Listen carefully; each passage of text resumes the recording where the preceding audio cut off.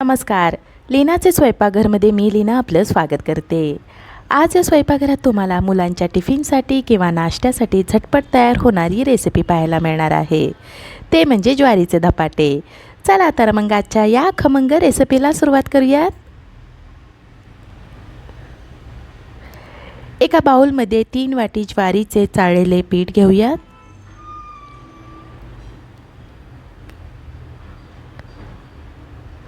एक वाटी कांद्याचा कीस घेतलेला आहे. कांद्याचा कीस किसण्याऐवजी मिक्सरमध्ये वाटून घ्या, म्हणजे पटकन होईल.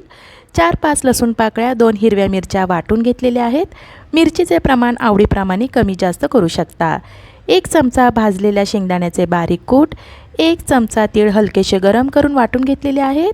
शेंगदाण्याचे कूट आणि तीळ पावडर घातल्यामुळे धपाटे खमंग होतीलच, पण दिवसभर मऊही राहतील. हिरव्या मिरच्या घातल्यामुळे पाव टीस्पूनच लाल तिखट घालत आहे.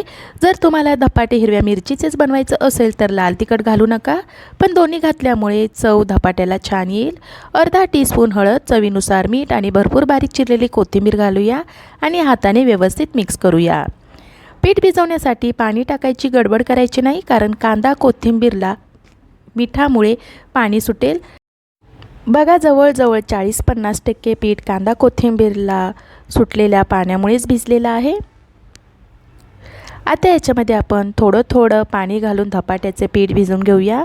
पाणी गरम केलेलं नाही आहे, नॉर्मल पाणीच वापरत आहे. जर तुमचे ज्वारीचं पीठ चिकट नसेल तर पाणी गरम करून घाला, म्हणजे पीठ चिकट होईल आणि धपाटे मऊ होतील.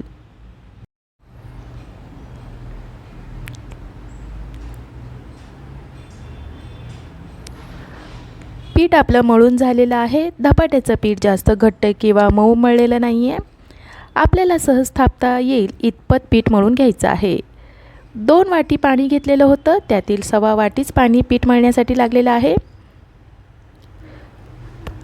पीठ कोरडे पडू नये म्हणून रुमाल ओला करून पिळून पिठावर घालायचा आहे. आता लगेचच गॅसच्या मोठ्या आचेवर तवा गरम करायला ठेवायचा आहे. सुती रुमाल ओला करून पोळपाटावर अंथरायचा आहे.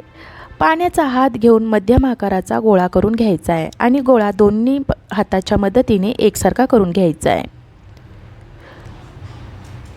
गोळा घेतल्यानंतर पिठावर आपण परत रुमाल झाकून ठेवायचा आहे, म्हणजे पीठ आपलं कोरडं पडणार नाही.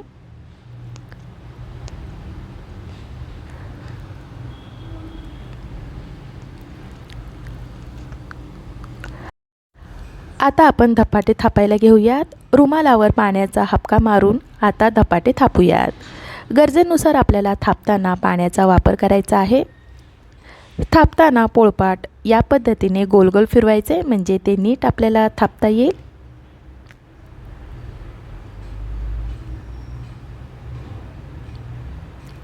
हे बघा, धपाटे थापून झाले.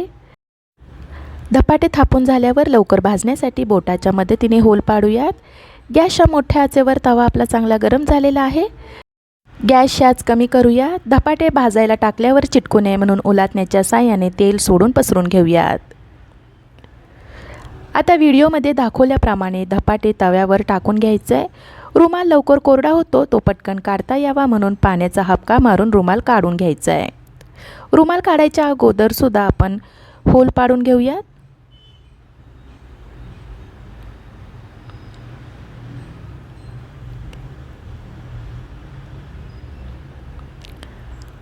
रुमाल काढल्यानंतर गॅसच्याच मध्यम ठेवायचे.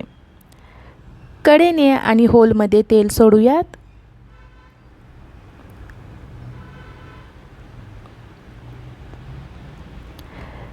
तेल सोडल्यानंतर याच्यावर आपण आता झाकण ठेवूयात.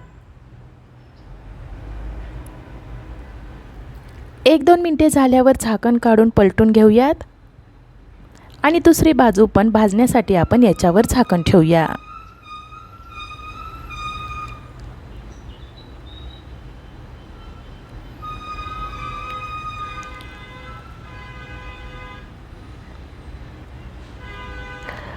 दोन ते 3 मिनिटे झाल्यावर झाकण काढूया, पलटून घेऊयात. दुसरी बाजू कोरडी वाटू नये म्हणून थोडंसं तेल लावून घेऊयात. गरज वाटलीच तर तेल लावायचं आहे, अन्यथा लावलं नाही तरी चालेल.